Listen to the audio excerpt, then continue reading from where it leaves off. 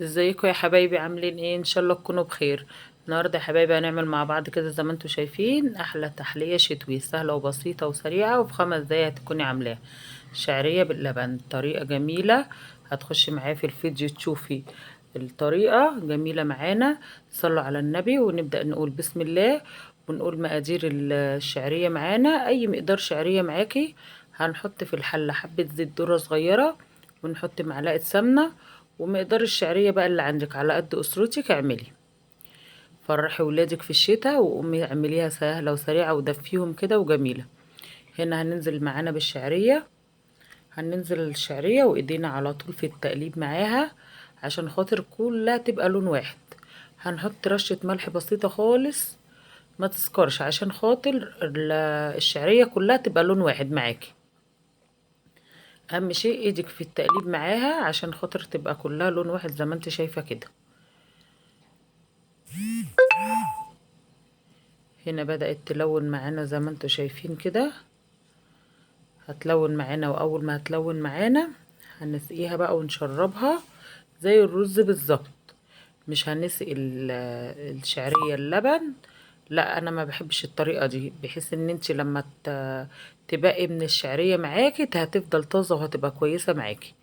ايدك زي ما انت شايفة كده بالتقليب معانا. اللي وصل معانا لحد هنا ما ينساش يحط اللايك، واللي ما اشتركش معايا اول مره يشوف قناتي وما اشتركش معايا يشترك لي في القناه ويفعل زر الجرس عشان يوصله مني كل جديد. زي ما انتوا شايفين كده لونها بقى ذهبي وحلو. هنسقيها بقى عشان تبقى معاكي باللون اللي انت شايفاه ده. ايدك في التقليب على طول، بصي ايدك في التقليب معاكي على طول عشان خاطر كلها تبقى لون واحد زي ما انت شايفه. خلاص انا هسقيها بقى واشربها زي الرز بالظبط كده. هنا خلاص بقى، بصوا بحط المية خلاص كده انا بسقيها. هي ما بتاخدش مية كتير خالص، هتحطي مية بسيط مش زي الرز، هتحطي مية بسيط هتتشرب معاكي وهتبقى جميلة. هنا بقى انا حطيت اللبن يغلي وهحلي اللبن، حط السكر على ذوقك. هنا انا بحط تحلية السكر للبن اللي انت يعني ده ترجع لرغبتك ولذوقك. هنا بقى زي ما انتوا شايفين الشعرية اتشربت، انا هقلبها واوطي عليها النار بقى خالص.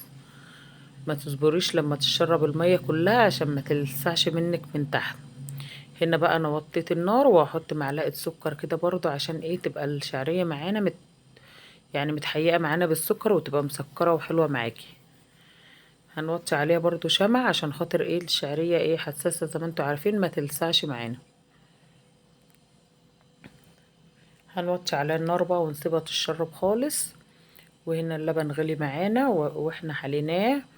هنحط بقى الشعرية الاول بعد ما تستوي معانا. الشعرية هنا استوت اهي.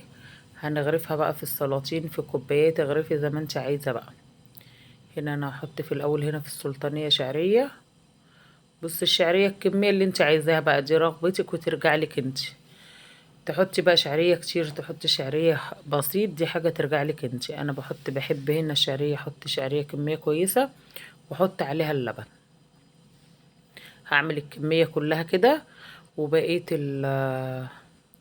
بقيت الشعرية زي ما هي في مكانها في الحلة، واللبن زي ما هو برضو في اللبانة. بقيت الشعرية زي ما هي وبقيت اللبن في اللبانة. هو انا بوريك اهو الشعرية زي ما هي واللبن كل حاجة لوحدها، بحيث ان انا حد موجود حد مش موجود يبقى انا معايا اللبن بتاعي لوحده والشعرية لوحدها. اسخن اللبن كويس واحطها على الشعرية اكنها تبقى لسه معمولة معاكي وطازة.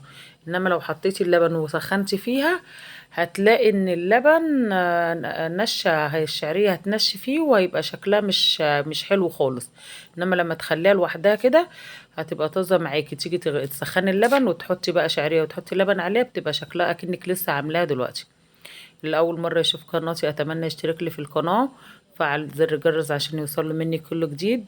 اسيبكم في رعاية الله. السلام عليكم ورحمة الله وبركاته.